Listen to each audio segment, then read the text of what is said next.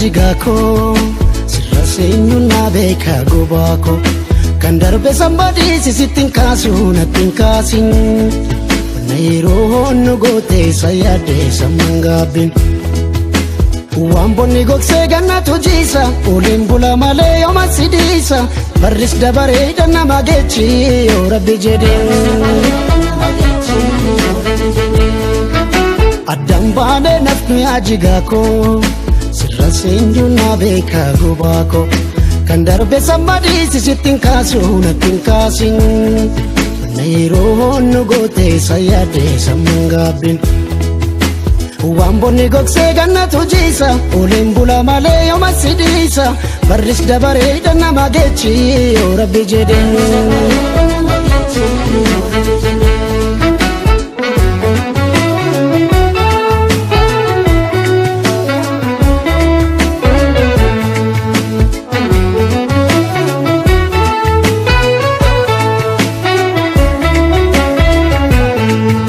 barriin darbana eegii gadaatu kan milkiiti bilbannu fura yoomuu irroon barana guutti waliif galla kulleetoo wallabni nama miti annan dhufana eegii irreecha baranaatti waaqeffanna galleetoo malkaa horar sadiitti waan jirtu dhumatiika anaaf suma wal beeka jirtuun magaalaan koodheetiyyaa yaa jaalala ijoollummaa kan biyyaa an ammas arguun kawaaniin oolle nan dhabe dachiirra kan si chaale waan na dhukkubuus waan na wallaale gajjadee kafeera lafa laale bakkachi dhugaamu mul'achaa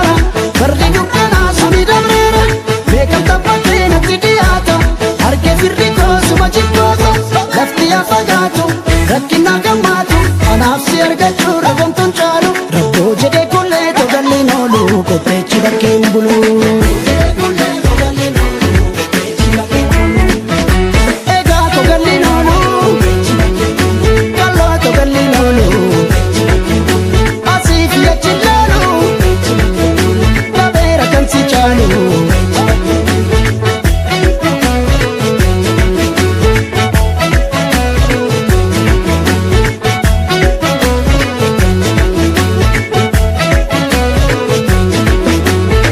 baadee nafnu yaa jigaako simalees namuun beeku gubaako aanan bawwadha yaadanichitiidhaan sitti odeesse